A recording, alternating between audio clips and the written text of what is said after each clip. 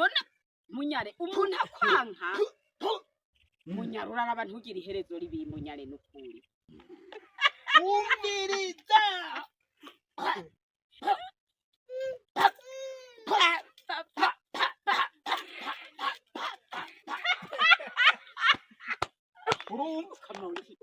washaje nabi munyare ijambo rya Kristo ribe muri mwebwe rigwiriye ribemwo n'ubwenge kose mwigishanye kandi mutibagiye guhanurana.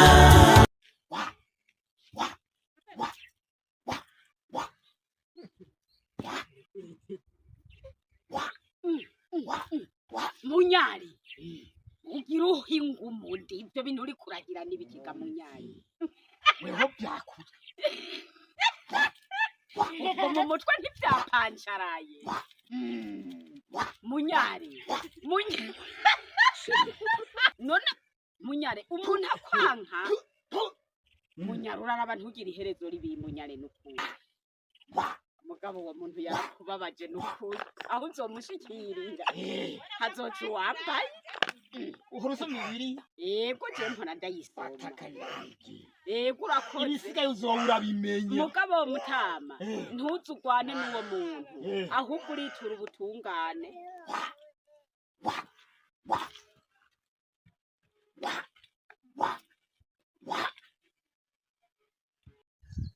Njuti rero bakundwa nkuko musanzwe mubimenyereye uyu ni wa mwanya wo gusangira ca kiyago citwa twibukanye ijambo rero uno musi mwabonye karya ka video nyene kari kameze karya ka video katwereka umwimenyerezo ngorora mubiri mwabonye yuko urya muntu yagerageje uburyo bwose bwo kugerageza kurondera uburyo umubiri we wokoroha kugira ngo ashobore guhiganwa agahiganwa bikwiye agahiganwa bimeze neza. Twagomba no gusoma ijambo ry'Imana rijanye n'irya video mwabonye, ijambo ry'Imana rijanye n'ikiyago cuno musi nicyo tugiye kwibukanya kuri uno musi. Reka rero dusome mwikete intumwa Pawulo yandikiye abikorinto, ni ikete ca mbere Pawulo yandikiye abikorinto, ni igice c'icenda duhereye ku murongo wa 24 haravuga hati abagomba impera bakwiye kugira umwete. Atangura avuga ati ntimuzi yuko mu birori abasiganwa biruka bose ariko uwuhabwa impera akaba umwe. Namwe mube ariko mwiruka kugira ngo muronke impera, kuko umuntu wese azorushanwa yitegura muri vyose, abo bagenza batyo kugira ngo bahabwe igitsibo gishira, ariko twebwe tugenza dutyo kugira ngo duhabwe ikitazoshira. Nuko nanje ndiruka ariko si nk'utazi iyo aja, nkubitana ibifusi ariko si nk'uhusha, kandi ndwanya umubiri wanje nkawuhindura umuja, kugira ngo kumbure maze kwigisha abandi nanje ubwanje sinze mboneke ko ntemewe. Imana ishimwe cane. Iyi ntumwa Pawulo abanza kwerekana ingene abahiganwa bitegura.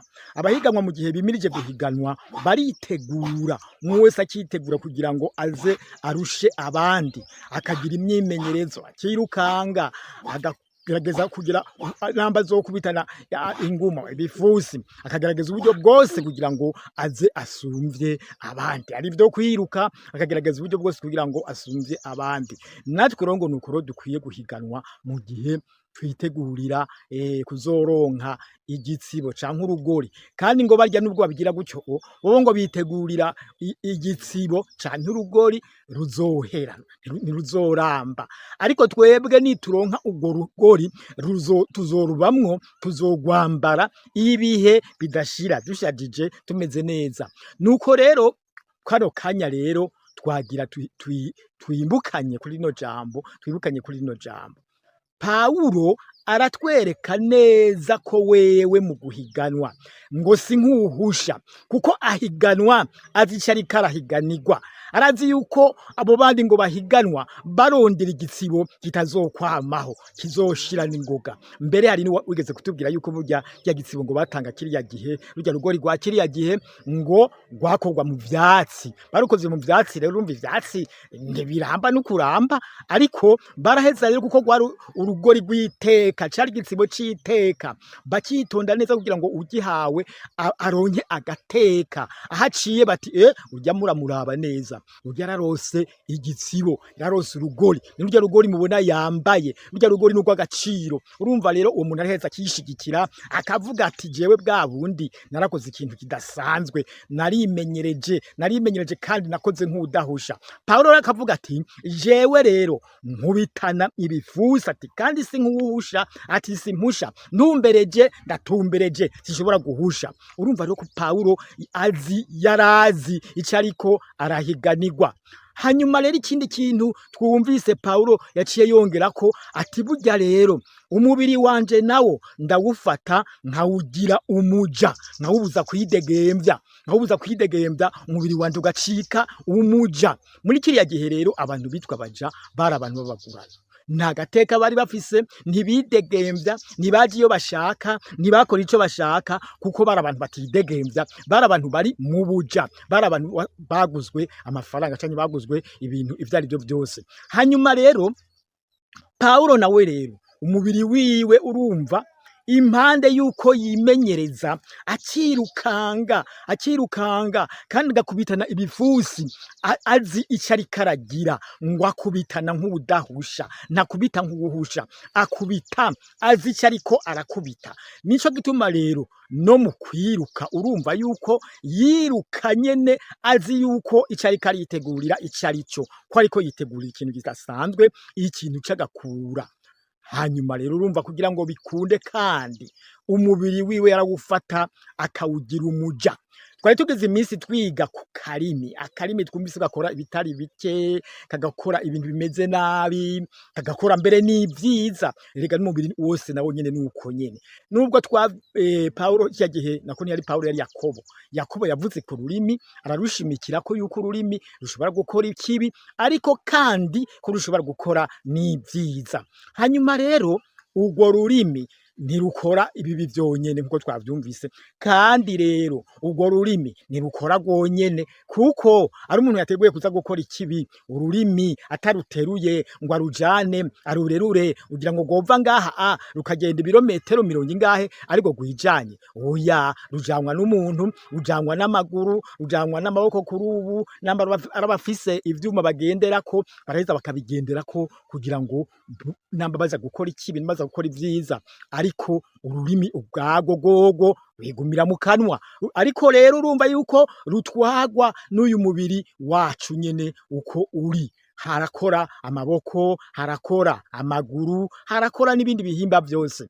Rero kugira ngo twirinde nkuko Paulo abitubwira, Paulo avuga yuko umubiri dukwiye kuwugira umuja.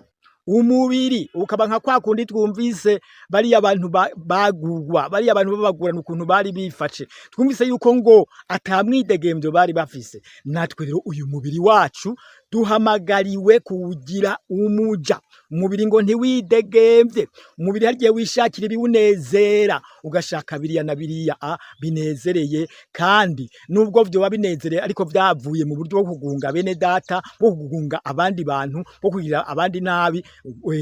Umubiri wowe ntacu bibonamwo, ukeneye yuko nyene ivyo bintu ubihabwa. Namba ukeneye kwinezereza, umubiri ukeneye kunezerwa, ari biwunezereza ukeneye kunezerwa. Ugasanga hari igihe tunezerewe n'ivyaha, tunezerewe n'ibitagira ikimazi, tunezerewe n'ibintu byo kugirira abandi nabi, ariko uwo mubiri wowe ugasanga urabishaka. Paulo nico gituma aravuga ati uyu mubiri rero ko wishakira kunezerwa umanje kugira abandi nabi, ati nukuwufata rero nkawushira mwibohero, nkawugira umuja. Uwo mubiri ntiwidegemvye, uwo mubiri ntiyigere awuha n'agahengwe, nturonka agahengwe kakaza gusa uwo mubiri uri gukora ivy'Imana ishaka.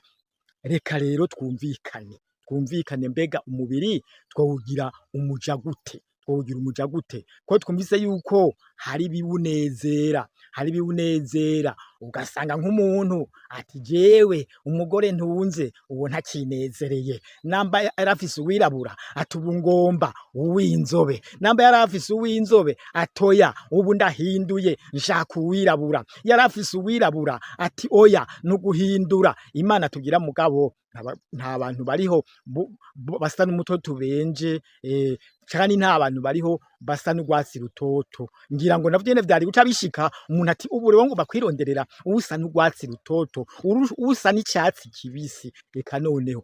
Ariko rero urumva yuko haheza hakaba ingorane, hari umugore nuko umugabo mfise oya ubu ntiyo bakimbumvye, reka ndondera ubundi. Ivyo vyose urumva biva hehe? Muri wa mubiri twawurekuye ukidegemvya, ugasanga ka karimi nyene haje kuvuga nabi. Ivyo twaravyitse ko mwarabibonye, ururimi ugasanga rugomba kugira abandi nabi, rugomba kubeshera abandi, rugomba kuzana ivyo kwihimbaza. Ivyo vyose urumva tubigarukako kugira ngo twame tuzi ico turico, twame tuzi urugendo rurimwo, ko turi mu rugendo rudasanzwe, urugendo rudasanzwe. Rero mwene data turiko wumviriza kino kiyago turiko turibukanya, sindiko ndakwigisha ivyinshi n'ivyo wari usanzwe uzi, nuko vyibukanya kandi nawe umaze kuvyibuka uvyibutsa abandi, kandi umaze kuvyibuka ubigenderemwo twumvise yuko umubiri ushobora kuduhenda tugasanga twarondeye ibitagira ikimazi, ugasanga twarondeye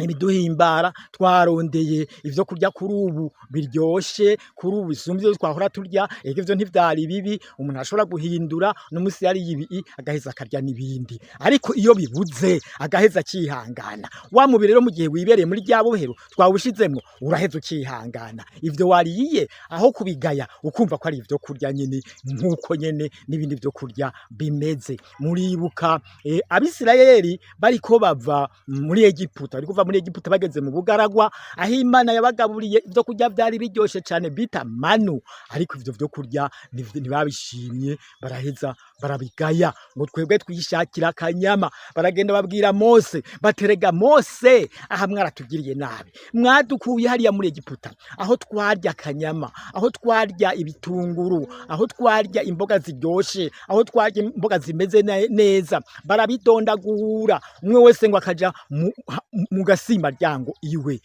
imbere y'umuryango ngo bakarira, abagore bagakoma induru, abagabo bagakoma induru, abana bagakoma induru, bakarira ngo turabuze ngo inyama, turabuze ivyo kurya biryoshe nk'ivyo twaronka muri Egiputa. Kandi muri Egiputa naho nubwo babironka zari ingorane, barakubitwa, barafatwa nabi, bakagirirwa nabi, ariko kubera wa mubiri twumvise dukwiye kugira umuja kugira ngo dushobore guhiganwa neza, duhiganwe neza tudahusha, uriya mubiri warashobora kubakwegera bakagomba gukora ibidahimbara Imana. Urumva yuko batutse Imana, bagatuka Imana ngo Imana waduhaye ibi ntavyo tugishaka, bakabibwira Mose ngo iyi manu mwaduhaye ngo turayihaze, ngo twishakira vya bitunguru, twishakira vya vyo kurya biryoshe bimeze kuriya ko muri Egiputa, ngo naho twari tumerewe nabi, ngo ariko twararya, ngo twarahaga, twaronka ivyo kurya bimeze gute na gute. Nuko rero mwene data,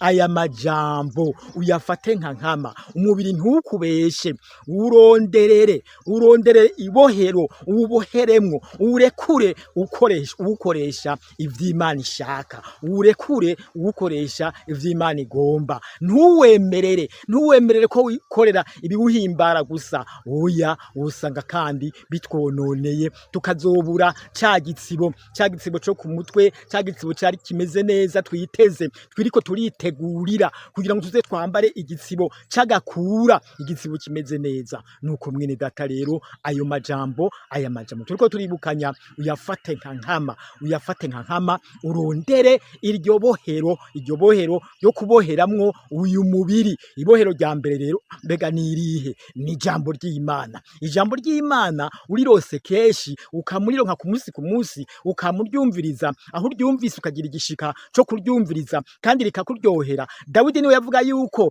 ngo ijambo ry'Imana rimusosera ngo rigasosa ngo nk'ubuki, ngo rikamusosera ngo gusumba ikigugu c'ubuki. Natwe rero duhamagariwe gusoserwa n'iryo jambo ry'Imana. Iryo ni ibohero ryo kuboheramwo wa mubiri, kuko wa mubiri ugira aho woje ugacubwira utoya. Ijambo ry'Imana uri kuravuga riravyanka. Ijambo ry'Imana ntirishaka ivyo. Ijambo ry'Imana ntitwemerera ariko tugirira abandi nabi. Ijambo ry'Imana ntiritwemerera ko dukora ibitari vyo. Ijambo ry'Imana ntiritwemerera ko dukora ibidahimbara Imana. Ivyo rero urumva yuko beza bikava muri rya jambo.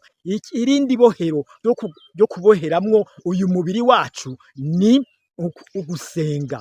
Gusenga, kumva ijambo ry'Imana kenshi. Iyo dusenga duheza tukabwira Imana aho tubona bitagenda neza, aho tubona wa mubiri ugomba kuducika, aho tubona wa mubiri ugomba kuja kwikorera ivyo wishakiye, tugaca dusaba Imana, tukabwira Imana tuti Mana dutabare, erega umubiri uru ruhande rugomba kutugora, aya maso yishakira kubona ibitagira ikimazi, Mana ntabara kugira ngo amaso yanje ntahave ankwegera mu bitaguhimbara. Gutyo rero bigatuma wa mubiri tushize muri rya bohero, ari amaso, ari rwa rurimi nyene, eka ingingo zacu zose z'umubiri zirashobora kudukwegera zikatujana mu bidahimbara Imana. Nuko rero bene data twame turi maso rero, kugira ngo nk'uko Pawulo yabivuze yuko umubiri awufata akawugira umuja, akawushira mu ibohero, ugacika umuja, ukamera nk'aba bantu nababwiye barabagurano, bariya ngo ntibidegembya, bariya ntibakora ico bashaka atari cyo shebuja ababwiye.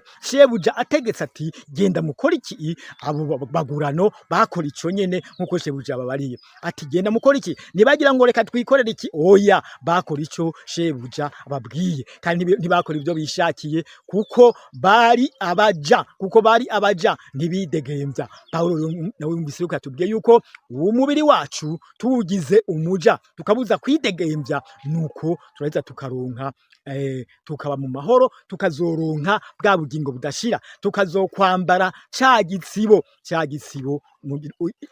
igitsibo ariko bita urugori. Mu yindi mvugo igitsibo n'urugori, akantu bambara mu mutwe, akantu bambara ku mutwe. Rero abafise izi Bibiliya nshasha murabona ngaha haracafite ko umuntu yambaye urugori, murabe hajya twasomye, katwasomye murabwire aho twasomye ni Abikorinto, ikete Pawulo yandikiye Abikorinto, ikete rya mbere Pawulo yandikiye Abikorinto, ni mu gice c'icenda uhereye ku murongo wa 24. Reka ndabasubiriremwo n'utuba yari yumvise iki canditswe aho giherereye, tubisubiremwo. Ni icete Pawulo yandikiye Abikorinto, icete ca mbere Pawulo yandikiye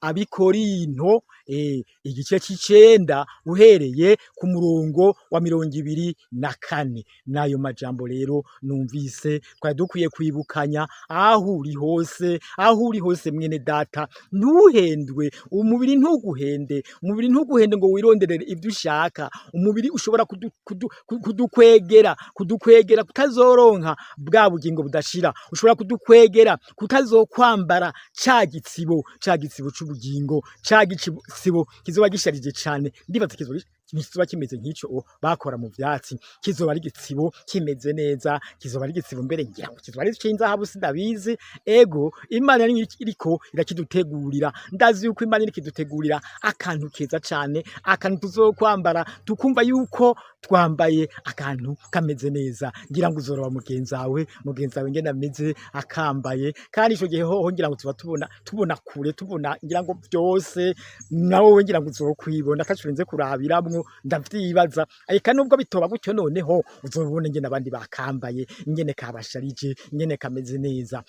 Akantu kazoba ari keza gusumba ivyo dusanzwe tuzi, ivyo dukoresha mu gushaza muri kino gihe. N'akantu kadasanzwe, akantu kazoba kameze neza. Urumva ni igitsibo kidasanzwe. Urumva Pawulo yatanguye kubitubwira ati erega abahiganwa igitsibo, kandi bahiganirwa igitsibo kizohera, baritonda neza, bakitonda neza, bakagerageza, bakimenyereza igitondo ku mugoroba, bimenyereza kugira ngo ntibaze batsindwe, baze babe mu ba mbere, kugira ngo baze baronke igitsibo, kandi abo ngo baba bariko bahiganirwa igitsibo kizohera, ariko twebwe tuzoba turiko turahiganirwa igitsibo kidasanzwe, igitsibo kizoba kimeze neza, igitsibo kirengeye ibitsibo byose dusanzwe tuzi. Nuko rero mwene data, aya majambo abe gwawe nukuri, uyiyumvireko uyabwire n'abandi. Hama nkuko twama tubabwira rero, dukoresha uru rubuga tuvugirako